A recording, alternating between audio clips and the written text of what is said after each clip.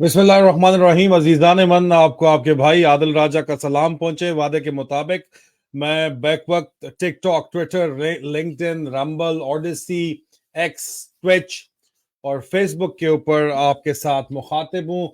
इम्तियाज चानिया साहब ने हमें ज्वाइन करना था, अभी वो ज्वाइन, मुझे लगता है कि उनका टाइम डिफरेंस तो है, सुबह सुबह का उनका, सवेरे का तो टाइम नहीं है, लेकिन बहरहाल सुबह सुबह का टाइम है।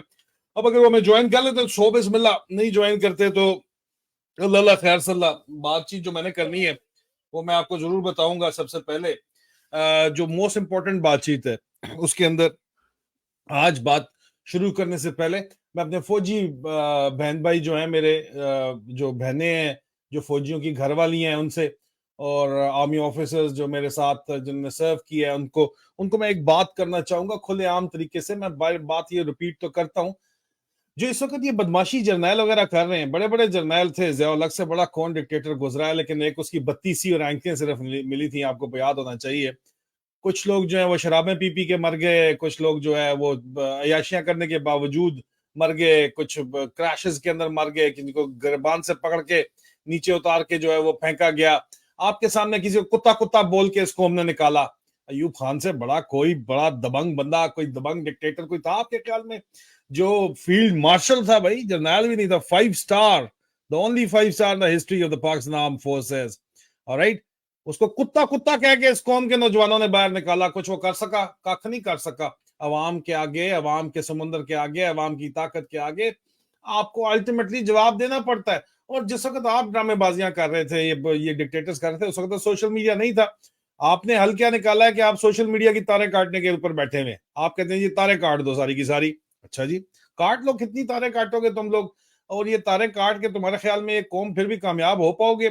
तुम पूरी इकोनॉमी पूरे मुल्क की बिठा दोगे, क्योंकि लोग वीपीएन के जरिए पहुंच जाते हैं भाई। तुम लोगों ने जो इसराइल से जो सिस्टम खरीदे हैं, सॉफ्टवेयर खरीदे हैं, उन सॉफ्टवेयर के जरिए अगर तुम समझते हो कि तुम ये सोशल मीडिया बिठा दोगे, तो ये तुम्हारी गलत फहमी है। और बस सबसे बड़ी बात यह है कि यार तुम लोगों ने रिटायर नहीं होना, तुम लोगों ने वर्दी नहीं उतारनी है, तुम लोगों ने रिटायरमेंट होनी है। और अगर तो तुम लोगों ने, जिस तरह लोगों ने प्रोग्राम बनाया होता है, पासपोर्ट ऑलरेडी बाहर के बना लिए हैं और आपने मुल्क छोड़ के चले जाना है, चलो फिर तो ठीक है, करते रहे बदमाशी जो तुम कर रहे हो।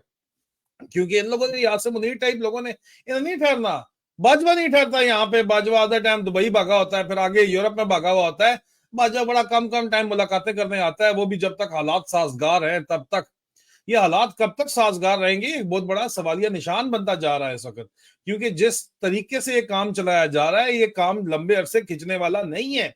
ये ना तो 1980 की दहाई है, ना 70 की दहाई है, ना 60 और 50 की दहाई है, जब आप अपनी बदमाशी के ऊपर काम चला लेते थे। तो पुराने छापे के मुताबिक ज़िया-उल हक ने भी जनाब इसी तरह बिल्कुल जजों से इस्तीफे दिलवा के अपनी जबरदस्ती करवाई, भुट्टो को फांसी लगाया, भुट्टो को बनाया। तब अयूब खान ने वो एक अलग, एक बंदा बनाता है दूसरा चढ़ता है। नवाज शरीफ को ज़िया-उल हक ने बनाया और उसको जो है फिर अभी दोबारा आसिम मुनीर गोद में बैठाना चाहता है, लेकिन उसके ऊपर मैं आता हूँ, नवाज शरीफ को इनकार हो गया। नवाज शरीफ को इनकार इस बात के ऊपर हो गया कि नवाज शरीफ को सरकारी सत्ता के ऊपर बता दिया गया है, मैं उसके बारे में, कि ये काम नहीं हो सकता। अच्छा, उसके बारे में बाद में आऊंगा, पहले फौजी भाइयों का पैगाम खत्म कर लूं। और भाई तुम लोगों ने रिटायर होना है। ये वर्दी की जो तुमने पहनी हुई है, तुम बदमाशियां जो अपनी कर रहे हो, अगर कर रहे हो तो, और तुम्हारा ख्याल है कि तुमने रिटायर होने के बाद भी तुम्हारी यही बदमाशी होगी, यही प्रोटेक्शन होगी, तो तुम्हारी गलत फहमी है, बहुत बड़ी गलत फहमी है। और तुम्हारा ख्याल है कि अगर लोग तुम्हें भूल जाएंगे, तो आज जो ऑफिशियल सीक्रेट डिटेल्स निकाल के ऑपरेशन प्लान आईएसआई के निकाल के दे रहे हैं, तुम्हारे ख्याल में उन्होंने लिस्ट नहीं तैयार करके रखी हुई तुम लोगों की, कि तुम्हारा एहतसाब किया जाएगा, तुम लोगों के जो कोर्ट मार्शल किए जाएंगे, तो दुनिया देखेगी। दुनिया को भी तो, अवाम को भी तो जवाब देना है। तुम लोग टंगे जाओगे सारे के सारे। तो इन बेवकूफों को बताओ जो इस वक्त पाकिस्तान के ऊपर जहनी मरीज, और जहनी मरीज आसिम मुनीर के साथ एक टोला हावी है, इनको कोई मत दो। मत नहीं दोगे तो तुम लोगों की मत मारी गई है अगर, तो आगे जाके तो और भी बहुत कुछ मारा जाएगा। ये बात जहन के अंदर रखो। मूविंग फॉरवर्ड, नवाज शरीफ का जो इस वक्त आसिम मुनीर के साथ डील थी, मैं आपको वाज़ेह तौर के ऊपर बता चुका हूं, मेरे पिछले तमाम वीलॉग्स के अंदर ये बात मैं बता चुका हूं कि दो वाज़ेह डिविजन हैं पाक, और मैं इसको सब साबित, मेरा रिकॉर्ड के ऊपर, एक्स के ऊपर मौजूद है मेरी ये स्टेटमेंट्स, अंग्रेजी और उर्दू दोनों में, कि एक वाज़ेह डिवाइड है पाकिस्तान की इस्टेब्लिशमेंट के अंदर, मिलिट्री इस्टेब्लिशमेंट की तरफ। एक तरफ नदीम अंजुम ग्रुप है जो पीपल पार्टी के साथ है, और अमेरिका की फुल जी सपोर्ट उनको मिल रही है, और वो ऑपरेशन बादे सबा चला रहा है। और उसका सबूत यह है कि बिलावल जरदारी साहब ने कहा कि जी हमने इंडिपेंडेंस के साथ मिलकर इलेक्शन करना है, ठीक है, वो सबूत वहां पे मौजूद है। दूसरी तरफ जो सारी सिचुएशन है, उस सिचुएशन के अंदर अगर देखा जाए तो दूसरा जो ग्रुप है वो है आसिम मुनीर ग्रुप। आसिम मुनीर ग्रुप को आईएसआई में डर्टी हैरी सपोर्ट कर रहा है, ये नवाज शरीफ को लाना चाहते हैं, लेकिन इनकी पोजीशन हर आए दिन गुजरते दिन के साथ गिरती जा रही है और इनको सरकारी सतह पे ऑफिशियली बंद दरवाजों के पीछे बता दिया गया है कि जनाबे मन ये काम जो है ये नहीं हो सकता। आपको नवाज शरीफ साहब पीटीआई का और आपका डिफरेंस इतना ज्यादा है कि ये मैनेजेबल नहीं है, ये अल्फाज बताए गए हैं। अब आप जाके उनके बिस्तरों में घुसने की कोशिश कर रहे हैं, वो हो नहीं सकता क्योंकि एक लिमिट है। तो इस सारी सिचुएशन के अंदर इम्तियाज चानी साहब ने हमें ज्वाइन कर लिया। Sir welcome to the show. Imtiaz Chani thank you sir. साहब, सर जी मैं आपको सलाम करता हूं, आपकी अजमत को सलाम करता हूं। आप लड़ रहे हैं इस वक्त माफिया के साथ लड़ रहे हैं, आप अमेरिका जाके बैठे हुए हैं, फिर भी आपको जो है आपकी फैमिली को आपको थ्रेट किया जा रहा है शिद्दत के साथ, उसके बावजूद भी जो है आप आवाज़ हक बुलंद कर रहे हैं। आपका यूट्यूब चैनल जो है उसके मैं तो शेयर करता रहता हूं, आप तमाम लोगों को कहूंगा, हजारों की तादाद में इस वक्त हम टिकटॉक, ट्विटर, लिंक्डइन, मेहरबानी। रंबल, ऑडेसी और ट्विच के ऊपर बैठे हुए हैं, हजारों की तादाद में इस वक्त लाइव हमें लोग देख रहे हैं। आप सबसे मैं दरखास्त करूंगा इम्तियाज चानी साहब का यूट्यूब चैनल सबसे पहले तो जी उसको फॉलो करें। इम्तियाज भाई क्या नाम है यूट्यूब चैनल का आपका? दो हैं वैसे, एक तो ट्रेवल का है और दूसरा इम्तियाज चांडे व्लॉग जो करंट अफेयर का है।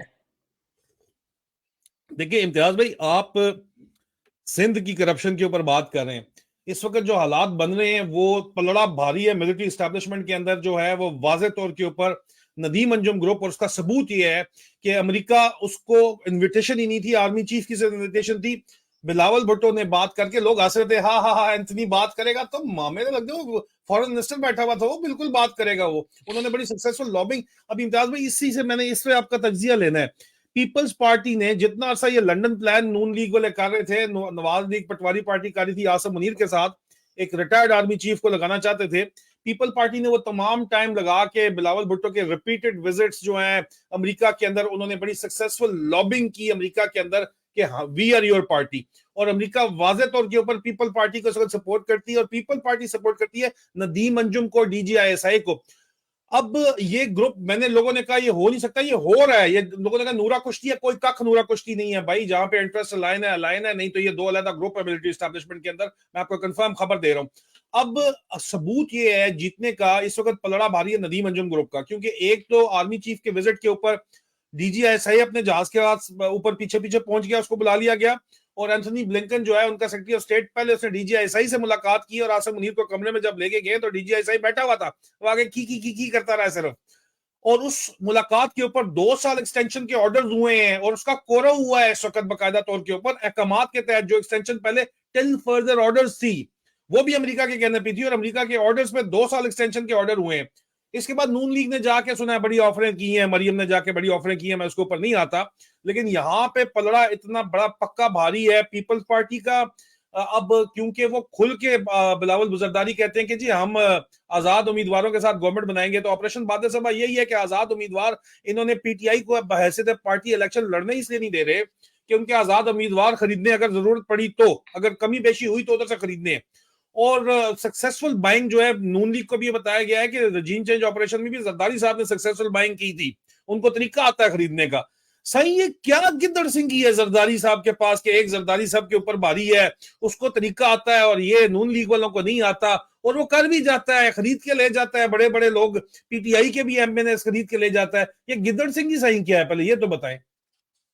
शुक्रिया आपका आदिल भाई। मसला ये कि जो बड़ी बातें हैं वो तो आपको पता होंगी, ज्यादा मुझे उसका इतना इल्म नहीं, लेकिन पीपल्स पार्टी के बारे में तो जाहिर है बच्चे बच्चे को सिंध के अंदर पता है कि पीपल्स पार्टी सिंध के अंदर किस तरह से पिछले 5 इलेक्शन, स्पेशली एक इलेक्शन तो बेनजीर भुट्टो की शहादत पे जीते, दूसरी इलेक्शन इन्होंने पैसों पर, और उसके साथ एस्टेब्लिशमेंट इनकी सपोर्ट करती रहती है। आपको पता है कि सिंध के अंदर पैसे से और सरदारों की जो इन्होंने माफिया बनाई है, ये उसके जरिए इलेक्शन जीतते हैं, और सारे सरदार भी दायरे एस्टेब्लिशमेंट के आगे पीछे ही चलते हैं। वही जब जहां उनको इशारा आता है कि किस पार्टी में जाना है वो उसी पार्टी में भागते हैं, किस पार्टी को छोड़ना है वो उसी से छोड़ते हैं, क्योंकि मसला ये है कि ये जो सरदार है हमारे, अब इसमें मैंने बड़ी रिसर्च की है, उसके बाद मैंने जाके एक बात का खुलासा किया है कि आप देखें कि जो बदनाम सिंधी लोग होते हैं कि सिंधी गुलाम है, एक्चुअली हम सिंधियों में भी मिक्स लोग हैं बहुत। और ये जितने भी सरदार हैं कि खुद को 99% बलोच कहते हैं,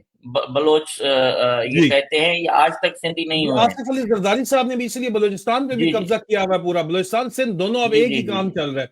और आईएसआई के बलोच साथ मिलकर जमीनों पे कब्जे वगैरह भी ये करते हैं सारे, ये भी देखें इल्जाम वो लगाया जाता है। जी। वो देखें अलग इशू है, लेकिन जो बलूचिस्तान में इन्होंने सरदार रखे हैं, अच्छा जो सरदार हैं बलूचिस्तान के असल, नवाब खैरबख्श मरी से लेके अकबर बुगटी और अताउल्ला मेंगल से, वो तो बेचारे सारे कुछ इस दुनिया से चले गए, कुछ हैं जो उनकी औलादें।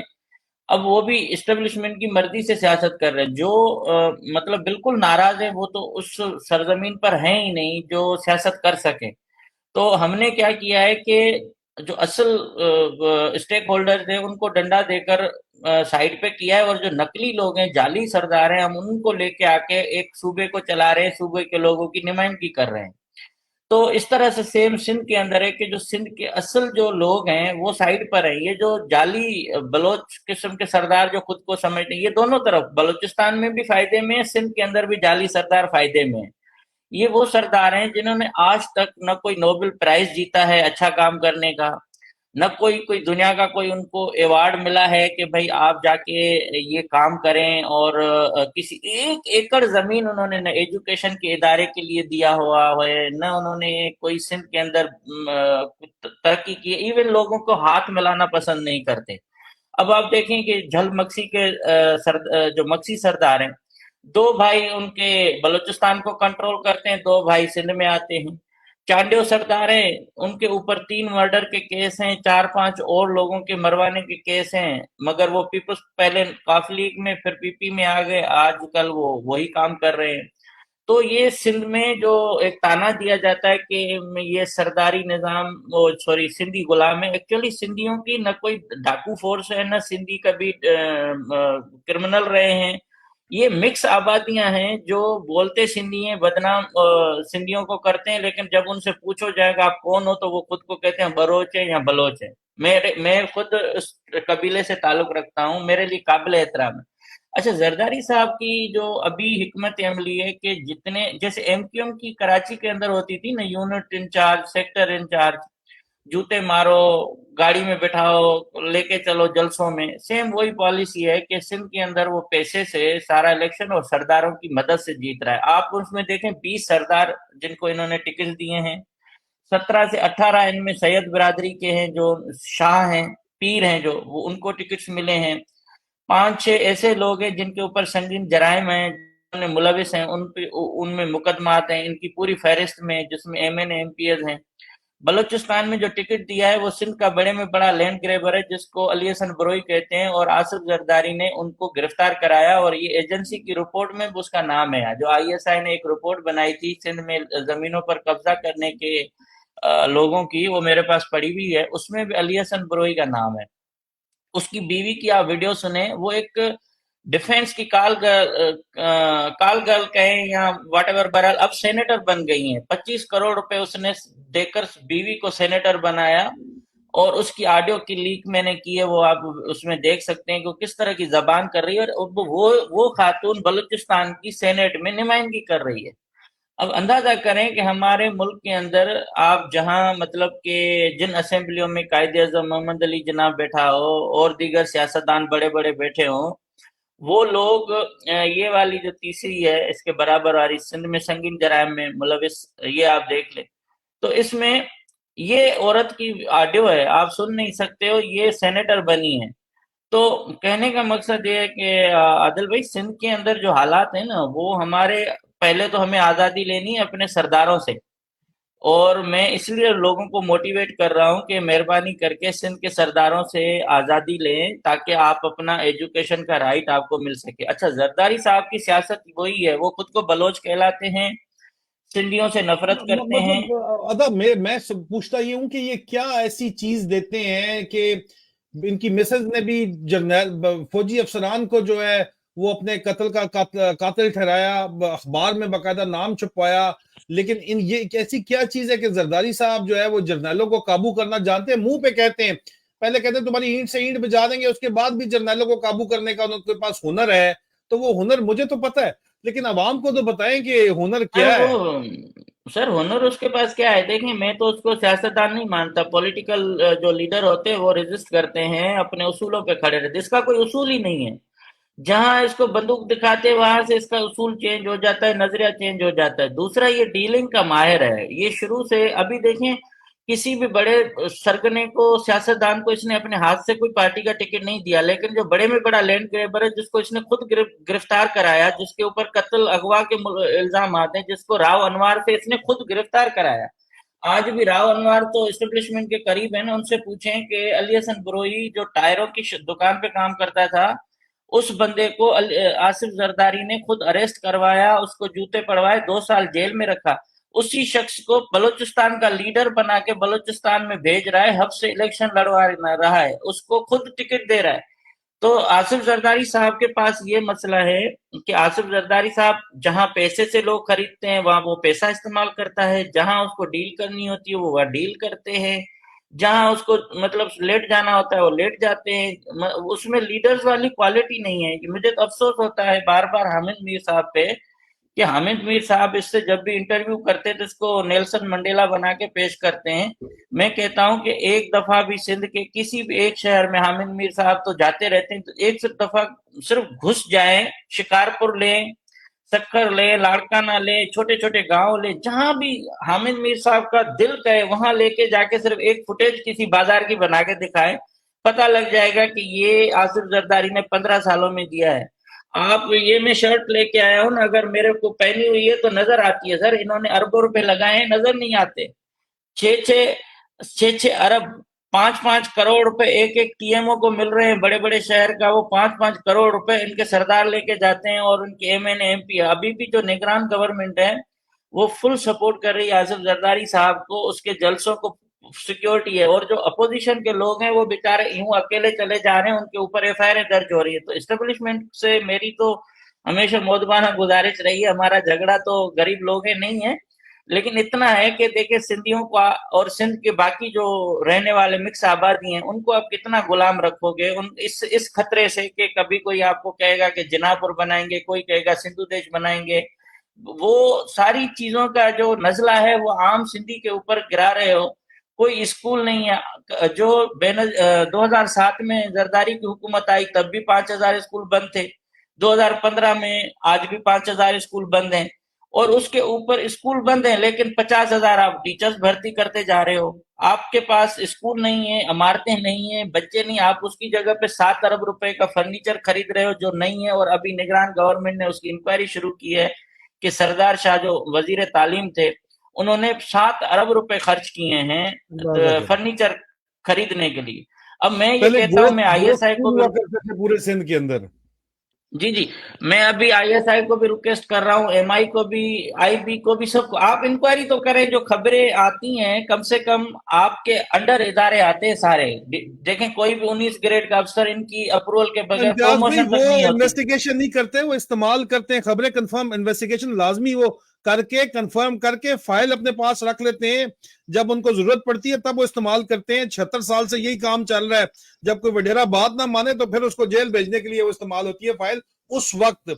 अल्लाह ताला ये हालात बनाने वाला है, बिगाड़ने वाला है, ये तो हम सबको पता है। अच्छा बिल्कुल। इम्तियाज भाई, दो बड़ी अहम चीजें सिंध के अंदर इस वक्त जो पूरा निजाम चल रहा है बेसिकली, वो तो हमें नजर आ रहा है वाजे तौर के ऊपर। वडेरा शाही का जो माहौल है 76 साल में वो तब्दील नहीं हुआ, उसी तरह चल रहा है। करप्शन अब सिंध और बलूचिस्तान दोनों के अंदर उन्होंने इकट्ठी कब्जा किया हुआ है, जमीनों पर कब्जे किए हुए हैं बेतहाशा। वहां के मसले मसाइल जो हैं वो उसी तरह चलते चले आ रहे हैं। बस काबज ऊपर सिस्टम के ऊपर कौन है वो मैटर करता है, और वो एस्टेब्लिशमेंट जर्नलों के मुंह में हराम कौन खिला रहा है उनको, या आईएसआई इंटरनल विंग को कौन खिला के उनके साथ मिला हुआ है। इसमें इस वक्त मौजूदा रिसेंट हिस्ट्री में आसिफ अली जरदारी मोस्ट सक्सेसफुल रहे हैं हमेशा से। और उनको क्यों इस वजह से रहे हैं कि वो सदर पाकिस्तान भी 5 साल बन गए। सिर्फ उनका एक टर्निंग मोमेंट ऑफ हिस्ट्री ये था कि बेनजीर की डेथ पे जब पूरे पाकिस्तान को आग लगी हुई थी तो उन्होंने पाकिस्तान खप्पे का नारा लगा दिया था। उसके वो चक्कर में ड्रामा आज था। दिन तक उन्होंने पाकिस्तान को वार दिया है पूरे को, ठीक है, लेकिन वो खप्पे का नारा में इतना महंगा पड़ा है। लेकिन अब सच सीन ये है, लेकिन पॉपुलर लीडरशिप अगर आप देखें सिंध में तो नाम हर तरफ गूंजता है सायरा बानो का। सर सायरा बानो का क्या बैकग्राउंड है और क्यों इतनी मशहूर? तो वो खैर अपनी ब्लंटनेस की वजह से है, और फिर भी उन पे हाथ कोई नहीं डाल सकता। वो इतनी मजबूत भी हैं और वो सिंध में भी जाके यही बातें करती हैं। इनका क्या बैकग्राउंड है और इनका क्या सिचुएशन है ये पूरी? देखिए, सायरा बानो बसान जो है ये अभी सांगड़ में भी इसकी मैंने स्पीचेस सुनी है, और जो कौमी असेंबली में इसकी जो एक टाइम रहा है उसमें उन्होंने जो अपनी तकरीरें और जो मासूमी अंदाज में जो एक्सपोज करती थी इश्यूज को खास तौर पर, तो वो एक बिल्कुल अच्छा। इसके साथ पहले भी ये जो है ना फंक्शनल लीग की जो जीडीए की जो कुछ खवातीन थी वो एक्टिव रही हैं पॉलिटिक्स में माजी में, मगर बदकिस्मती से आगे चल के फिर वो दूसरी इसी पीपल्स पार्टी का हिस्सा बन गई। वो भी सिंध असेंबली में इस तरह की आवाज उठाती, लेकिन सायरा बानो का इस वक्त ये है कि पॉपुलरिटी थोड़ी सी हमारे सिंध के अंदर उनकी ज्यादा है खवातीन के हैसियत से, क्योंकि इस वक्त कोई ऐसी खातून नहीं है जो सिंध के इश्यूज या इवन पाकिस्तान के लेवल के इश्यूज पर बात करे। तो मेरी तो उनसे यही रिक्वेस्ट है कि वो अगर सिंध को ज्यादा फोकस करे तो ज्यादा बेहतर है, क्योंकि पिछले पूरे टेन्योर में हमने देखा कि सिंध के इश्यूज बहुत कम कौमी असेंबली में और सेनेट में हाईलाइट हुए हैं, और वहाँ पीपल्स पार्टी जो चेहरा दिखा रही है वो अलग है। लेकिन सायरा बानो की इस वक्त बिल्कुल पॉपुलरिटी है, और इसीलिए जीडीए ने उनको उस कौमी नामजद किया है। और पीर साहब पगारा और जो जीडीए की और कयादत है उनकी भी इनके ऊपर सपोर्ट है। तो सायरा बानो का ये है कि सायरा बानो खुद निचले सतह से आई हुई है, तो उनको थोड़ा सा पता है कि हालात क्या हैं। वसान भी हमारे सिंधी कम्युनिटी है एक, और कहने का मकसद ये कि इस वक्त देखें जो भी बात करता है सिंध उनके साथ खड़ा रहता है। जो वडेरा शाही है और सरदारी निजाम है वो सिंधियों में नहीं है। ये मैं आपको इसलिए क्लियर कर रहा हूँ, आपके फोरम पे बहुत सारे लोगों को ये गलत फहमी है कि सिंधी गुलाम है। सिंधियों की जो टोटल ओरिजिनल जाते हैं वो 7 से 8 भी मुश्किल से होंगी या उससे थोड़ी सी ऊपर है। बाकी तो पार्टीशन में जो सिंधी थे बेचारे चले गए।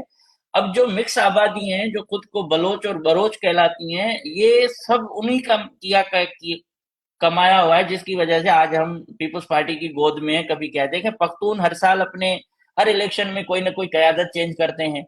पंजाब में यही सिचुएशन है कि कभी तहरीक इंसाफ है तो कभी और है। सिंध के अंदर इन्होंने हमारे ऊपर ये जो एक कर्जा रखा हुआ है ना कि हमने आसिफ जरदारी का कर्जा चुकाना है मरते तक, वो है। तो अभी सायरा बानो का मैं यही कहूंगा कि सायरा बानो एक मतलब अच्छी पॉलिटिकल एक औरत है, वर्कर है या कारकुन है और लीडर है, लेकिन उनको अभी तक सिंध के जो असल इश्यूज है ना वो उस पर अगर फोकस करे तो ज्यादा उनको जो है ना पॉपुलैरिटी मिल सकती है। और इस वक्त भी वो सबसे जो जीडीए में जो लोग हैं खवातीन में उनमें टॉप नंबर पे इस वक्त सिंध के अंदर है वो।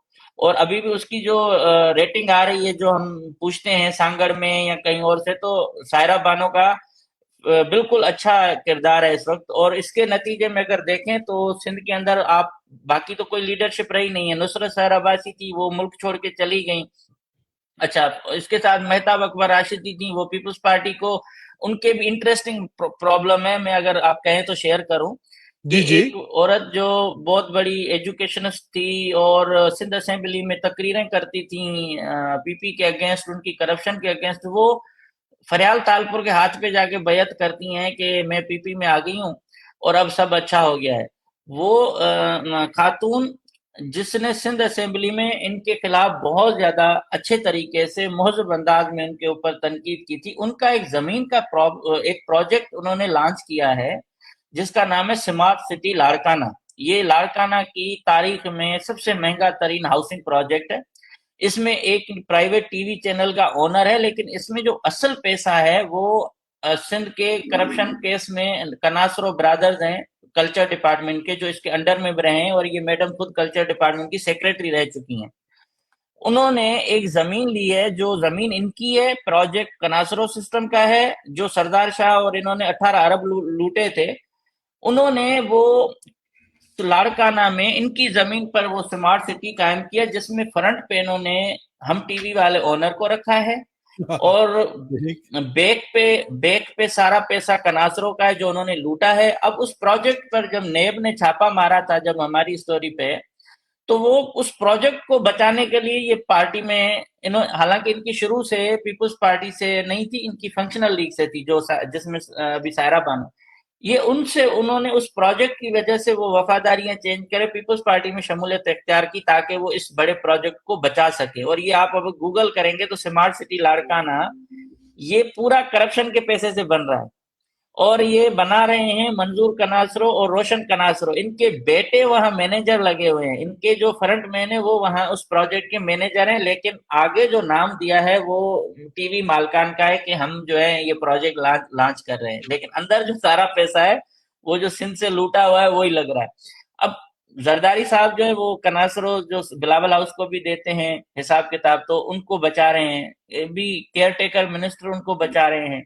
तो ये वजह है उनको अपनी वफादारी चेंज करने की। अब देखें कि इतने अरसे से वो कभी कहीं नहीं जा रहे थे, लेकिन वो पीपी में सिर्फ इसलिए गए कि प्रोजेक्ट बचा सके। और दूसरा ये अब सायरा बानो है वो एक ही इकलौती आवाज बन गई है अभी जो पॉलिटिक्स में खास तौर पर सिंध के अंदर। तो इसकी जो मैंने अभी देखी है कि पॉपुलैरिटी शाजिया मरी से भी ज्यादा है। लेकिन मसला ये है कि वो जो इलेक्शन है वो इलेक्शन पैसे का गेम है और पावर का है, और पुलिस और इंतजामिया वो पूरी पीपल्स पार्टी को सपोर्ट करी। और आज अच्छा, नवीन कमर जो आई है। लास्ट क्वेश्चन मैं आपसे करूंगा। जी मुझे नहीं जी पता था कि वही लोग बार जी बार पूछ रहे हैं कि कोई पीटीआई का जलसा हो रहा है, वो मेरे साथ कोऑर्डिनेट नहीं करते कि मुझे पता हो कि यार उनका जलसा किस टाइम के ऊपर है। मेरा नाम लेते हुए भी उनकी जुबानें जलती हैं, छाले पड़ते हैं। आपको पता है, मफामत के नाम पे मुनाफिक का सबक जी देने जी की कोशिश करते हैं। हालांकि इमरान खान ने जेल के अंदर जो है वो सीसीटीवी कैमरे के ऊपर देख के, बीबीसी ने रिपोर्ट की है, कहा कि कर्नल साहब सिक्योरिटी इदारों की जो 90% फैमिलीज हैं वो मुझे सपोर्ट करेंगी। वो वहां पे कर्नलों को ललकार है, तुम लोगों की यहाँ पे क्यों फटी हुई है। लेकिन बहरहाल चलो, तुम वो वहां पे चल रहा है काम, इसलिए मुझे नहीं पता क्या चल रहा है। मैं I got better things to do than to go over there to the PTI whatever is happening. लेकिन आप लोग क्योंकि मेरे ख्याल में 2-3 दफा कह चुके हैं, तो हम यहाँ पे जो है अपना मामलात को जरा साइड पे रैप अप करते ओके। हुए, अच्छा मुझे ये बताएं कि एक तो मैं सबसे एक दफा फिर रिक्वेस्ट करूंगा कि इम्तियाज चानी साहब का जो यूट्यूब चैनल है वो लाजमी तौर के ऊपर ज्वाइन करें। आप जो है ना सिंध को थैंक यू। अंडर एस्टिमेट हमेशा करते हैं। सिंध का जो है आप कहते हैं कि यार छोटा सूबा है, शायद इस वजह से आपका ख्याल है, लेकिन आईएसआई वाले सिंध को अंडर एस्टिमेट नहीं करते, बलूचिस्तान को वो हुकूमत देना चाहते हैं इस वक्त बाकायदा तौर के ऊपर पीपल्स पार्टी को, और लगता यही है। अच्छा, एक्चुअली स्टेबिलिटी नहीं अच्छा आएगी अच्छा लेकिन एक्चुअली देंगे। भैंस होती है ना, सुने सुने, जी जो जी जी भैंस या गाय होती है ना उसका जो जी। जो जहाँ से चारा दिया जाता है वो हमारी तरफ है, जहाँ से दूध निकलता है वो इनेदारों की तरफ है। तो ये सिंध बात, का जो ये अगर 100% मैंने इस पर स्टोरी की थी, मेरा चैनल उड़ा दिया। मैंने कहा आईएसआई इंटरनल विंग और जरदारी साहब मिल के, यही अली बुरई जिसका आपने नाम दिया, जिसको जरदारी हम्म जरदारी साहब भी खिलाफ हो गए हैं, इन्होंने मिल के बलूचिस्तान और सिंध के जो है वो जमीनों के कब्जे किए और आपस में मिल बांट बिल्कुल। के खाट हम्म। इन्होंने खाया है। मुझे ये बताएं कि ये पूरा प्लान बना रहे हैं, उसका कोई पाकिस्तान लेवल पे एक्सेप्टेबिलिटी दूसरे से है नहीं। लेकिन आपको बिलावल भुट्टो किस किस्म के लीडर वजीर आजम नजर आते हैं जो ये जबरदस्ती अभी हमारे सरों के ऊपर थोपना चाह रहे हैं? आपको लगता है कि will be up to the challenge, या अगर कोई तब्दीली ला सकेंगे, या वो जो इतने बड़े मंशूर लेके आए हैं, वो कहते हैं ख्वाब देखने की इजाजत होनी चाहिए, उन्होंने काशिफ बासी को कहा, उनके इंटरव्यू के अंदर, तो जो ख्वाब देख रहे हैं उनकी तबीर वो ला के देंगे पाकिस्तानियों को, या हमारा काम इसी तरह चलना है और ये रगड़ा मजीद चलता रहेगा और 2025 में दोबारा जाके इलेक्शन कराने पड़ जाएंगे? आपका क्या ख्याल है, आपकी रीड क्या है बिलावल भुट्टो जरदारी के ऊपर? 2014 में बिलावल जब से हमारी होती थी मुलाकातें, तो उस वक्त बिलावल का लबो लहजा थोड़ा तब्दील था, गरम खून था, करप्शन पे मिनिस्टरों से पूछताछ करते थे। और उसके बाद फिर जब उनको अल्ताफ हुसैन के खिलाफ स्पीच करने पर वालिद ने वो कहा कि बेटा तेरा बस की बात नहीं है, जाओ लंदन। तो जो 4-5 महीने वहां रहा, तो उनकी वहां ये जो इन्होंने काउंसलिंग की कि बेटा अगर ये सिस्टम में रहना है तो फिर हमारी पैरवी करनी पड़ेगी। तो उसके बाद जब ये वापस आया तो सारे वही काम किए जो उसके वालिद साहब कर रहे हैं। तो ये बिल्कुल मैं तो ये कहता हूँ कि इनकी अगर ये जो बेहतरी की पॉलिसी भी है तो उसमें सिंध शामिल नहीं है।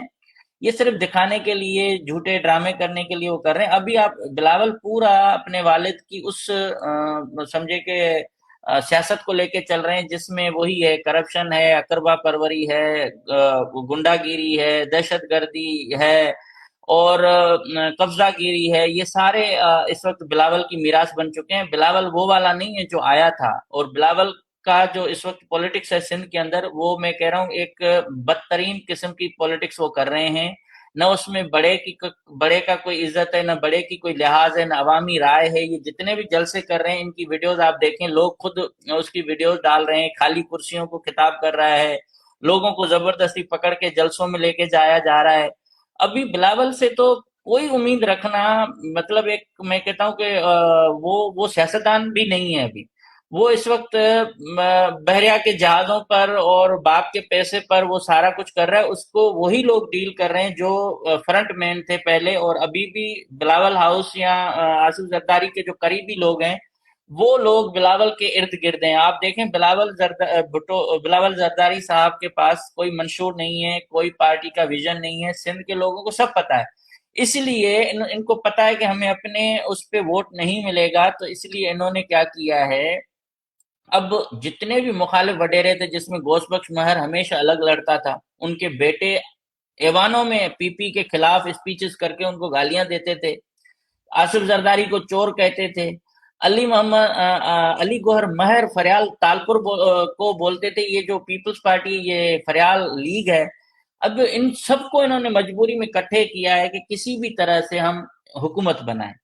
तो बिलावल भुट्टो से उम्मीद रखना बेवकूफी है। इसके हाथ में तोप दी, ये दूसरों को मार देगा। इसलिए ये जो एस्टेब्लिशमेंट है, मैं उनसे गुजारिश करता हूं कि आपको कोई फायदा सिंध नहीं होता, में लेकिन मुझे ये गुजारिश का फायदा नहीं फिर है। भी आप मुमकिन है हम आप गुजारिश करेंगे, हम आप मीठे आप आदमी हैं, आप एक मीठी जमीन से, सिंध धरती से आपका ताल्लुक है, जहाँ के मीठे लोग हैं, लेकिन चलो अल्लाह ठीक है, यहाँ कोई गुजारिश नहीं फायदा नहीं करते, है। लेकिन बिलावल से उम्मीद नहीं उम्मीद है, रखना ठीक है। इस लेकिन अगर कोई यहाँ ऐसी पे उम्मीद नहीं है, और ये दूसरी बंदा जो है किसी काम का नहीं है। जी जी, बस। इम्तियाज भाई, दूसरी तरफ यहाँ पे ऑपरेशन बादे सबा चलाया जा रहा है, जो कि इस वक्त भारी पड़ गया है। नवाज शरीफ को जवाब दे दिया गया है कि पॉसिबल नहीं है। पंजाब में सारी गेम खेली जा रही है, सिंध तो उन्होंने फैसला कर लिया। मेरे दो सवाल है। पहला सवाल ये है कि ये ऑपरेशन बादे सबा आपको कामयाब होता हुआ नजर आता है? क्योंकि आईएसआई का पूरा प्लान है कि सिंध इन्होंने तो काबू कर लिया, ठीक है।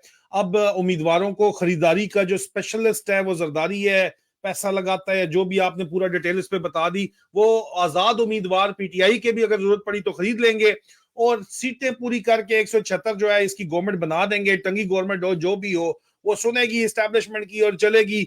वारी वट्टा करने की जरूरत पड़ेगी तो नून लीग से कर लेगी, लेकिन नून लीग से पीपल पार्टी ने कह दिया हमारी नहीं बनती, क्योंकि ये हमें धोखा देते हैं। इसलिए नून लीग को जवाब मिल चुका है।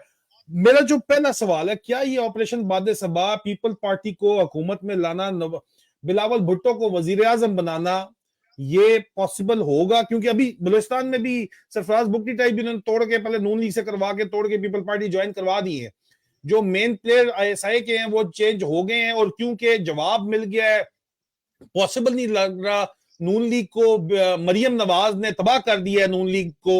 इस वजह से मरियम नवाज की तबाही के बाद जो है, पहले धमकियां देती रही है जर्नैलों को, वो नफरत करते हैं, वीडियोज हैं ये वो, हर कोई नफरत करता है। उसके बाद नून लीग को सियासी तौर पर तबाह कर दिया मरियम ने, तो उनके जीतने के कोई चांस नहीं है। तो विनिंग हॉर्स पे ही लोग बेट करते हैं, और क्योंकि इतना ज्यादा करीब आ गया है, पीछे दिन ही कोई नहीं रह गए पीछे। आप गिनती के दिन जो है वो 18 दिन रह गए पीछे टोटल। तो उनको कह दिया कि भाई ये पॉसिबल नहीं है, बादे सभा ही चलेगा, और बादे सभा के मुताबिक पीपल्स पार्टी जो है उसको हमने लेके आना है बना के। तो क्या ये पॉसिबल, ये कर पाएंगे जो करना चाह रहे हैं? क्योंकि हालात तो बड़े सख्त जो है इस वक्त, लोग बहुत ज्यादा जज्बात के अंदर हैं, और इमरान खान का वोटर निकलना चाहता है। तो ये मेन क्वेश्चन है कि क्या ऑपरेशन बादे सभा कामयाब होगा, नंबर एक। पहले ये बताएं। दूसरा फिर सर ये मुझे बताइएगा कि सिंध में जो शेर अफजल मरवत साहब मूवमेंट चला रहे हैं, इमरान खान साहब की ख्वाहिश के मुताबिक चला रहे हैं, सिंध में कोई पीटीआई के चांसेस आपको नजर आते हैं? क्योंकि वो तो सिंध तो उन्होंने कहा कि वो बस ठीक है, पीपल पार्टी का हो गया। एमक्यूएम भी उन्होंने काबू कर ली है, मरवत कौमी मूवमेंट जो है वो मुस्तफा कमाल को डाल के उन्होंने काबू कर ली है, वो भी इनके खाते में, पीपल पार्टी के खाते में आ जाएगा। मैक्सिमम सीटें कराची और सिंध की भी जो है, सिंध में कराची का हिस्सा, आप हमेशा मुझे कहते हैं कि सिंध कराची लदा मत बोला करो। सिंध में जो अर्बन अर्बन सिंध है, उसमें अर्बन सिंध की भी मैक्सिमम सीट्स जो है वो पीपल पार्टी के पास जाती हुई इनके प्लान के मुताबिक दिखाई दे रही है। कोई पीटीआई यहाँ पे डेंट डाल सकेगी? ऑपरेशन बादे सभा कामयाब होगा? इसमें आप बताइएगा प्लीज।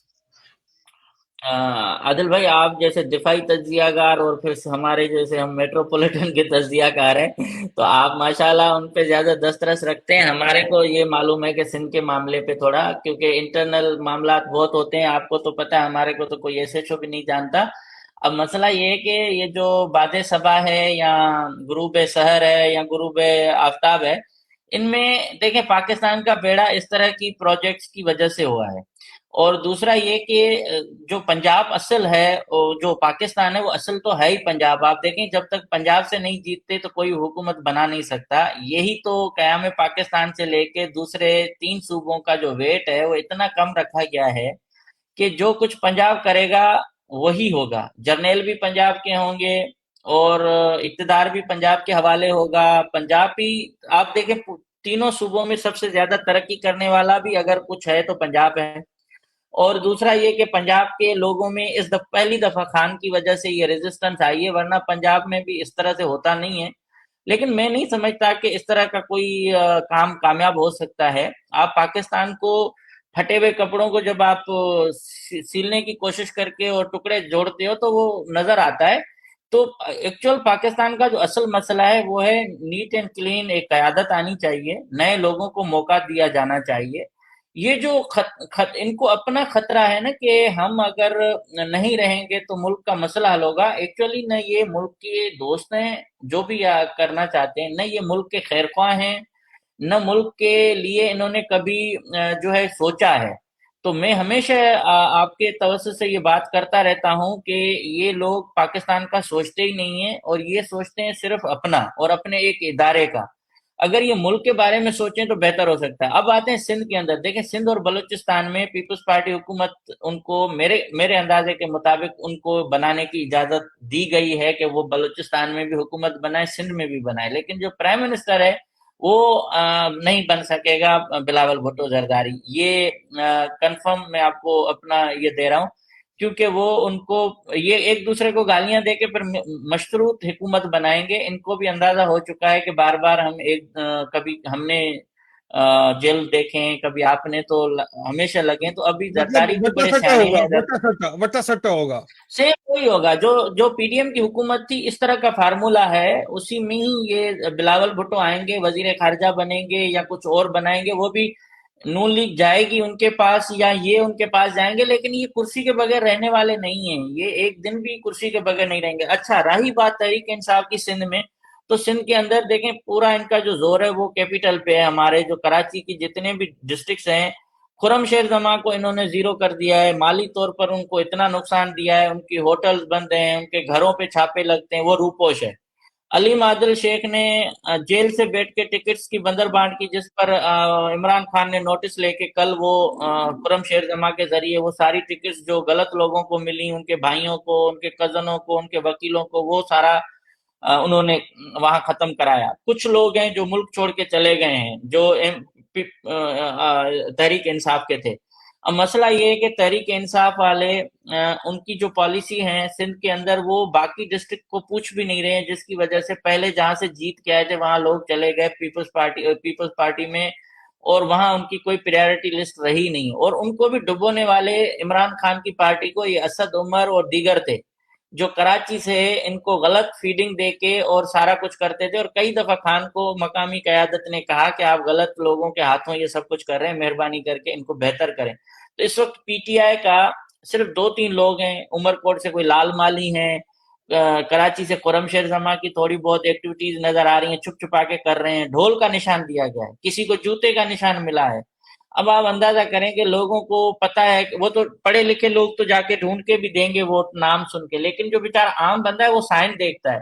ये तीर वाला जो निशान है ना, ये भी लोगों को एक साइन की वजह से। और आपको एक और दिलचस्प बात बताऊं भाई, ये जो गांव गोठों की जो इलेक्शंस होती है ना, वहां न फौज होती है, न वहाँ कैमरा होता है, न मीडिया होता है। मीडिया आता है 10 मिनट के लिए कवर करके चला जाता है। वहां जितने भी ठप्पे हैं ये लोग खुद लगाते हैं। और पीपी वाले तो अभी से ही शनाख्ती कार्ड लोगों के लेके जमा कर रहे हैं। शेर मोहम्मद मुगेरी जो इन्होंने ठेकेदार रखा है, जिसके 5 अरब रुपए के असासे हैं, ये बने भी 16 से लेकर और आज की डेट तक है। ये फ्रंट मैन है, इरिगेशन डिपार्टमेंट के तमाम ठेके इसने लिए हैं और इसके पास 5 अरब रुपए के असासे हैं। पहली दफा पीपुल्स पार्टी ने इतने बड़े ठेकेदार को जेकब दिए, वो सरेआम वहां बोली लगा के बैठा हुआ है कि मेरे से पैसे लो। और 50 करोड़ रुपए इसने जो मुबैना तौर पर फरियाल तालपुर को दिए हैं, जो टिकट लिया है इसने। तो जो एक ठेकेदार आएगा वो जाहिर है डेफिनेटली 70-80 करोड़ रुपए खर्च करेगा, तो वो 3-4 अरब रुपए तो उसके जेन में होंगे ना कि निकालेंगे। तो अब ये है, बाकी तहरीक इंसाफ का इस वक्त जितनी उनके ऊपर सख्ती हो रही है उससे तहरीक इंसाफ को फायदा हो रहा है। पहले भी बेनजीर साहिबा को फायदा हुआ, नवाज शरीफ को भी फायदा हुआ, इस वक्त तहरीक इंसाफ को फायदा हो रहा है। मुझे तो ये समझ में नहीं आता कि ये इतनी उल्टी खोपड़ी वाले काम क्यों कर रहे हैं। जहां लोगों को बला याद नहीं है, जूता याद नहीं है, वहां ये ढोल और ये सब उनको खुद याद करवा रहे हैं। ये इम्तियाज एक भाई, ये इनको इनके जहन नहीं है, ये छापे पे चलते हैं। पुराना छापा लाओ, पहले क्या हुआ था उसी तरह छापा लगाते हैं। सिर्फ उसको क्या, छापे को मुसलमान करते हैं, उसमें चीजें, डेट्स, तरीके चेंज करते हैं, नाम चेंज करते हैं, प्लान निकाल देते हैं, हर चीज कागज पर लिख के करते हैं। वो प्लान निकालते हैं, कहते हैं ये प्लान है, इसको इम्प्लीमेंट कर दो अभी जाके। पहले नीचे yes RTS, sir, yes sir करते हैं सारे के सारे। वही पुराना हाँ नुस्खा चला रहे हैं, ये वजह है। नहीं, पहले आरटीएस था, देखें पहले आरटीएस बिठाया गया, अब जो है उनको भलाई खत्म। और ये देखें अदालतें, असल मसला तो देखें हम इनको क्यों बोले, हम ये बोले कि भाई हम एजेंसी को तब बोले जब हमारे मुल्क में आइन और कानून हो। अदालतों के बड़े बड़े जो फैसले हैं उन पे मैं तो नहीं, हामिद मीर बोल रहा है, दीगर भी बोल रहे हैं कि एक पार्टी को सारे इस सिनेरियो से हटाने के लिए तो कहीं भी सामने रियासत नहीं नजर आ रही है, तो अदालतें भी खेल रही हैं। तो जो लकीर वो बनाते हैं उस पर सुप्रीम कोर्ट तक वही एक लकीर पे चला जाता है। ये मुल्क है यार। आप सोचे ना कि अगर हम आईएसआई को तब ब्लेम करें ना जब आईएसआई सामने हो। अगर एक जज ये बोला जाता है कि ये फैसला हो चुका है एस्टेब्लिशमेंट में, उसी फैसले पर ऊपर सीधे चीजें जाती हैं। अब हम तो मतलब ये बोलते हैं कि भाई हमारे ऊपर ये आपके साथ आते हैं ना, तो समझो कि बड़े हमने कोई कुलभूषण यादव से मुलाकात कर ली या क्या। हम तो अपने सिंध के मसलों पे आते हैं, आपके सामने बात करते हैं, वडेरा शाही जैसे आपने लिखा या कुछ और। तो हमारे इदारों को ये बात भी अच्छी नहीं लगती कि एक उस बंदा जो फौज में रहा है, वो बंदा जो पाकिस्तान की बेहतरी चाहता है, उसके साथ बात करना भी गुनाह है। अब ये चीजें सोचे ना कि मुल्क में हमारे पास बर्दाश्त तो रही नहीं है। अब आदिल राजा अगर गद्दार है तो इम्तियाज टांडे तो भाई कोई खेत की मूली नहीं है ना। फिर तो इमरान खान गद्दार है तो मेरे और आपकी क्या औकात है।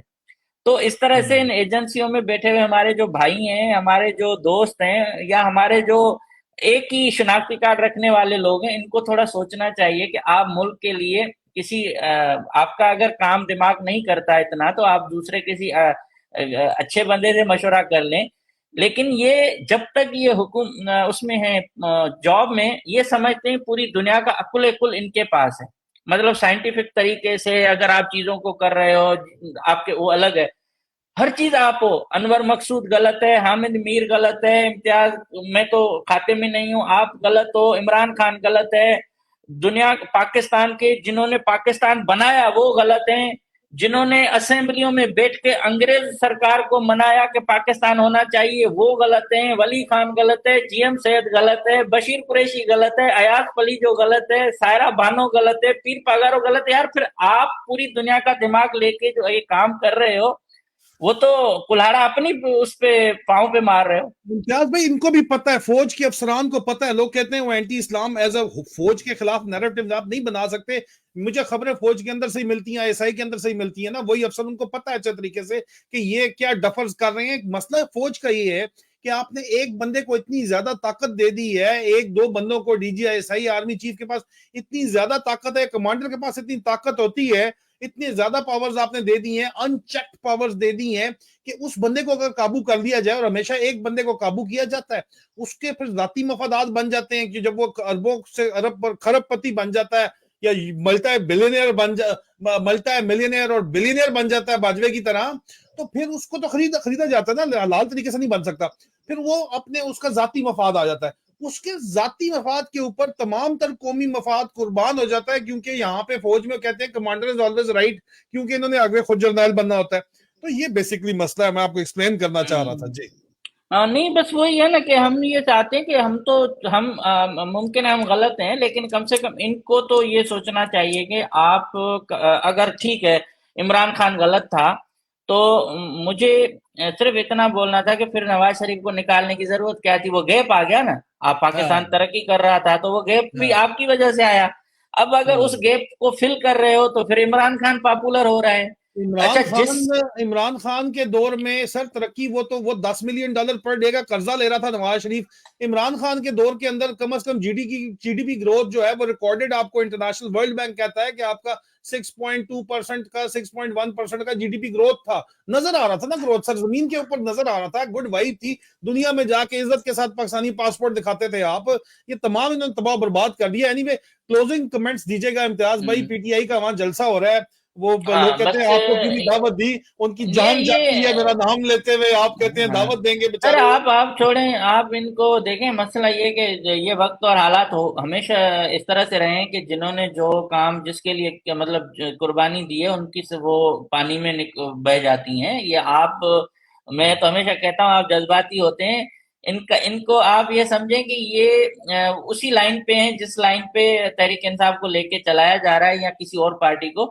मेरी तरफ से बस ये है कि देखें, हम तो मुल्क में बेहतरी चाहते हैं। मैं तो हमेशा यही कहता हूँ कि ये जितने भी इदारे हैं इसमें बैठे हुए भी हमारे ही लोग हैं, और ये रिटायर्ड होंगे तो हमारी तरह। कल बाजवा का कोई नाम बंदा नहीं लेता था, अब गली गली में लोग उसको बुरा भला कह रहे हैं, और जिसके हाथ में डंडी है सब उसके सामने झुके हुए हैं। तो मैं तो ये कहता हूँ कि पाकिस्तान के अंदर कम से कम आप पंजाब में आपकी मर्जी जो कर रहे हो दुनिया देख रही है, लोगों को टांगों से उठा के डाल रहे हो, बदनामी किसकी हो रही है? इलेक्शन कमीशन के दफ्तरों से आप खवातीन के फाइल छीन रहे हो, वीडियोज आ रही हैं, बदनामी किसकी है? तो आप मुझे सिर्फ ये बताएं कि जो काम भी आप कर रहे हो उसमें इदारे को कोई फायदा हुआ है तो आप कर लें। और दूसरा ये कि कम से कम हम सिंधियों पे जिस तरह से हम सरदारी और निजाम में फंसे हुए हैं, जिस तरह से हम डाकुओं में फंसे हुए हैं, जिस तरह से हम कराची के हालात के अंदर फंसे हुए हैं, तो हमें कम से कम ये मौका दें कि हम अपनी कयादत खुद चुने। हम लोगों को ये कहें कि भाई हमारा ये वजीर आला बनना है या ये एमपीए बनना है। आप हमारे ऊपर सरदारों को थोप रहे हो, जो सरदार आपके एरिया से रॉयल्टी भी लेते हैं, भत्ता भी लेते हैं, क्राइम भी करते हैं, फिर आपके साथ मिलते भी हैं। तो आप कम से कम सिंध के लोगों को तो आजाद करें इन चुंगल से, तो हम आपके शुक्रिया अदा करें। सिंध को ये सजा आप दे रहे हो इसलिए वहां एक वो नफरत सी फैली हुई है कि हमें अलग होना है। मतलब आप इस नहज तक वो आज भी नौजवानों के जहन से वो चीज नहीं जा रही जो जीएम से साहब देके गए हैं। अब जाहिर है जब एक मुल्क बनाने वाले सूबे के साथ उसकी आबादी को आपने पूरा अकलियत में बदल दिया, कम से कम हमें अपना नुमाइंदा चुनने का अख्तियार तो देना कि भाई सिंध के पोलिंग्स पर जो एक आर्मी का अफसर खड़ा रहता है वो ये इंश्योर करे कि कोई पीपी का या किसी और पार्टी का बंदा धांधली ना करे। हमें अपने इंतखाब लड़ने का, हमें लोगों को, अगर हमारे उनके साथ पुलिस की गाड़ियां जा रही हैं तो फिर आजाद उम्मीदवार के साथ भी डीआईजी का कोई गार्ड जाए। ये सिंध के अंदर इन्होंने पूरा एक बनाया हुआ है कि वीगो वाले को, वी8 वाले को वोट देना है, और जो मोटरसाइकिल पे जा रहा है वो बंदे की कोई हैसियत नहीं है। तो इलेक्शन सारा ये मेरे ख्याल में ड्रामा ही है, ये इतना सिस्टम नहीं चल पाएगा। आप देखिएगा मुल्क को इतना नुकसान होगा कि ये याद करेंगे। और जो हमारे बड़े कह के गए थे, जिन्होंने अंग्रेज सरकार में, ये ना कोई ट्विटर था, ना कोई फेसबुक था, ना कोई यूट्यूब था, उस वक्त उन्होंने जो किताबें लिखी थी वो आज भी सच साबित हो रही हैं कि जिस तरह से दुश्मनी ये कर रहे हैं इस तरह से दुनिया में कोई नहीं करता। तो मेहरबानी करके सिंध के लोगों को कम से कम इस वडेरा शाही और सरदारी निजाम से आजादी दिलाएं, तो आपकी बड़ी मेहरबानी। मैं अदा कहूंगा पूरे पाकिस्तान के लोगों को इस फस्तायत से और इस बदमाशी से आजादी दिलवाएं, क्योंकि पूरे पाकिस्तान में ये काम चल रहा है किसी ना किसी लेवल के ऊपर। हर कोई यहाँ पे वडेरा बन के बैठा हुआ है, अपने अंदर झांकने की जरूरत है हर किसी एक आध पाकिस्तानी को, और उसके बाद आईना दिखाने की जरूरत है और हिम्मत करने की जरूरत है, और सब्र के साथ ये सिलसिला जो है इंशाल्लाह जारी और सारी रखने की जरूरत है। क्योंकि हरकत जो है वो बंदा करता है तो बरकत अल्लाह डालता है, और अल्लाह बरकत डालेगा। और मैं इस मामले में बड़ा सूफी हूँ। मैं आपको एक बात बता दूं इम्तियाज जानी साहब के, मैंने जो है ना, मैं इस इन मामलों के अंदर जो है वो अल्लाह अल्लाह अल्लाह के ऊपर ईमान आखिरी हद तक रखता हूँ, और मैं अपने ईमान की वजह से ये काम कर रहा हूँ। जज्बात अगर है तो जो भी सच्चा बंदा है वो जज्बात से ही बोलता है, वो कड़वा बोलता है, जज्बात से बोलता है। तो या तो मैं बोलूंगा ही नहीं, मैं छोड़ दूंगा, अचानक बिल्कुल। साइड पे हट जाऊंगा, या बोलूंगा तो ठोक बजा के बोलूंगा। बिकता मैं किसी से भी नहीं हूं, डरता मैं किसी से नहीं हूं। बिलावल भुट्टो जरदारी साहब मुझे फॉलो करते हैं अपने चंद फॉलोअर्स के अंदर, उसके बावजूद मैंने आपसे उनकी एक एक कच्चा चटा पूरा पीपल्स पार्टी का इस प्रोग्राम खास रख के खोला है। तो इसका मतलब है कि मैं किसी साइड के ऊपर किसी के हमसे साथ। भी करते हाँ थे, जी, हमें हमें भी करते मैं थे, देखता हूँ। जी लेकिन जी, हमने भी देखे ना, हम चाहते हम चमचागिरी करते तो मैं सिंध के अंदर खुश बिल्कुल आराम से बिल्कुल। इनके आप पीआरओ बन के आप चलता। सबसे बड़े प्रोड्यूसर थे, वहां के मीडिया के सबसे बड़े प्रोड्यूसर थे, बैठे रहते सबसे बड़े साथी थे, हमारे। आप बैठे रहते वहां पे। अगर आप आपने हक से, लेकिन लेकिन अदा नींद तो रात को सुकून की आती है ना। हाँ, चाहे चाहे अल्हम्दुलिल्लाह हिजरत अल्हम्दुलिल्लाह, में है, चाहे सफर में है, चाहे गुर्बत बगैर में है, गोली के लेकिन नींद नींद करते तो हैं सुकून की अल्हम्दुलिल्लाह। आती है ना। वो तो कोई नहीं दिल छीन मुतमिन है। सकता ना। हाँ, जी जी, बिल्कुल ये दिल, नफ्स मुतमइन्ना है, इसको कहते हैं, ये अल्लाह का बिल्कुल। करम है। मैं अजीजान मन आप लोगों से बराह रास्त जाते जाते दरखास्त करूंगा कि इम्तियाज मेहरबानी। चानियो साहब का ये यूट्यूब चैनल, दो चैनल, दूसरा भी मैंने आपको पहले दिखाया है, खासतौर हाँ के हाँ, ऊपर कोई इसको मसला ये। नहीं, बस आप। जी जी, ये इम्तियाज चानियो ऑफिशियल यूट्यूब चैनल जो है, इसको प्लीज आप लाइक करें, सब्सक्राइब करें, उसके बाद वो टली थैंक यू का सर। बटन है उसको दबाएं, ठीक है। ये आप इसको सब्सक्राइब करेंगे, ठीक है, ये थैंक सब्सक्राइब यू हो सर, जाएगा। Thank you. उसके बाद आप इसको जो है वो ऑल का बटन दबाएं, अब आपको तमाम के तमाम जो है वो इसके अंदर जो थैंक है यू, वो थैंक यू। वीलॉग नजर आएंगे। इसके अलावा मैं आपसे दरखास्त करूंगा कि दूसरा जो चैनल है इम्तियाज चानियो साहब का, वो चैनल है, ये चैनल है, वेरीफाइड चैनल है। ये इम्तियाज चानियो, ये ऑलरेडी यहाँ पे मेरे पास सब्सक्राइब्ड है, इसको आप सब्सक्राइब अरे करें, सर, ऑल की घंटी दबाएं, ठीक है जी। ये आप काम करें, ये बहुत जरूरी है काम करना, ये मैं आपसे जो है वो दरखास्त कर रहा थैंक हूँ। यू और सर, आप आदिल भाई, बड़ी अगर आपको मेहरबानी। अगर आपको आदिल राजा जो है वो पसंद है, हीरो लगता है, जान रैम्बो या जो भी लगता है, या मोहब्बत करते हैं, ये जियो, ये आई लव यू के 600-700 मैसेजेस जो आपने भेजे हुए हैं, तो इम्तियाज चानियो साहब को फॉलो करें, आदिल राजा को कह रहे नहीं हैं नहीं, प्लीज। बड़ी, बहुत इम्तियाज चानियो मेहरबानी है। साहब को हम दोबारा भी लाएंगे। इम्तियाज चानियो इंशाल्लाह। साहब, ये वीलॉग अपने, आप, you are allowed to put this vlog on your YouTube channel, okay, no worries about मैं इट, कर ठीक है। जब तक मैं सोलो नजर नहीं आ रहा तो कोई मसला नहीं है यूट्यूब पे। बाकी तमाम चैनल्स मेरे डालते रहते हैं, अदर मेहदी साहब भी डालते हैं, यू आर मोस्ट ठीक है, कोई वेलकम, नहीं। आप इसको डाल सकते हैं। बाकी जो है हम इंशाल्लाह जरूर लेके आएंगे जनाब, लोगों को लेके आएंगे। और बाकी आप कह रहे हैं कि why didn't you discuss why Haider Mehdi के साथ क्या मैंने ली कि जी PTI is in election on book at show with, पता नहीं अभी आप ये क्या कह रहे हैं, मुझे I really didn't get what you trying to say. PTI जो है वो बाइकआउट तो नहीं कर सकती, पीटीआई जो है वो करता है, पीटीआई को इलेक्शन लड़ना मजबूरी है, जबरदस्ती उनको रखा जा रहा है इस वक्त, इस वजह से खैमा, खैमे का क्या है, क्या खैमे का मैं क्या आपको बताऊं। Why didn't you discuss why PTI is consulting election on खैमा at show with Haider Mehdi, I really didn't get what you trying to say over here. Symbol खैमे का, उनको सिंबल अपनी मर्जी से मिल ही नहीं रहा सिरे से यार, उनको सिंबल जो है ये सारे घुमा फिरा के इसलिए दे रहे हैं। और ये जियाउल हक ने इस तरह के सिंबल्स पहले दिए थे जब उन्होंने पॉलिटिकल ऑपरेटर पीपल्स पार्टी को हराना था, तो पीपल्स पार्टी के साथ ये काम किया था जियाउल हक ने, लेकिन फिर भी पीपल्स पार्टी जीत गई थी। मैं सही कह रहा हूँ इम्तियाज भाई? जी सर, पीपी ने तो हमेशा जब 10 सीटों से भी इलेक्शन तो लड़ा भी है, ऐवान में बैठे भी हैं, वो नहीं जी कभी भी इस तरह से करते हैं। और अभी भी मेरे ख्याल में तहरीक इंसाफ हारे या कुछ भी करे, लेकिन कम से कम उनको इसी, और ये तो खुलम खुला मतलब एक ज्यादती है पूरे पाकिस्तान के अंदर, कि किसी और पार्टी को आप जो है पीछे नहीं लगते कि उसने इंट्रा पार्टी इलेक्शन किए नहीं किए हैं। पीटीआई के अगर आप कर रहे हो तो एक टारगेटेड विक्टिमाइजेशन है ना। तो मेरे ख्याल में ये तो जस्टिफिकेशन किसी भी दुनिया की जगह पे नहीं होगी। मोहम्मद अशरफ, मुझे नहीं पता, मैं कॉपीराइट नहीं दे रहा, अगर मेरी जगह कोई और, ना मेरा कोई टीम का मेंबर कॉपीराइट दे रहा है यार, तो ये इसमें होता ही है कि जो पहले डाल देता है फ्री व्यू, वो बाद में कहता है जी हमारा कॉपीराइट इसके अंदर आ गया है। तो इसलिए इम्तियाज भाई इसको आप पूरा और ये कॉपीराइट को आप क्लेम कर सकते हो, पब्लिक डोमेन में जाके करोगे तो नहीं आएगा। जी जी। दूसरा, बस हम आपसे इजाजत चाहते थैंक हैं, यू सो जाने मच, से थैंक यू पहले जो सर। है वो आपसे रिक्वेस्ट की थी कि इम्तियाज चांडियो साहब के चैनल्स के बारे में आपसे हाँ, रिक्वेस्ट की हुई है, वो जाके पीटीआई वाला देखें जनाब, पीटीआई का थैंक जो यू, भी थैंक यू। जलसा चल रहा है उसको आप देखें। इंशाल्लाह लोगों से दोबारा मुलाकात होती है। फी अमान अल्लाह, पाकिस्तान जिंदाबाद जी, टेक केयर। और मैं आपसे रिक्वेस्ट करूंगा कि पेट्रियन के ऊपर मुझे ज्वाइन करें, या soldierspeaks.org के ऊपर जाके वाई सपोर्ट मी पेज में आप मुझे सपोर्ट कर सकते हैं, या कोई प्राइवेट आप मेरे ज्वाइन करना चाहते हैं, दिन के 2 वीलॉग्स होते हैं जो हमारी आपस की इन हाउस प्राइवेट गुफ्तगू होती है, तो patreon.com के ऊपर आप मुझे ज्वाइन करें। बहुत बहुत शुक्रिया आपका। पाकिस्तान जिंदाबाद जी।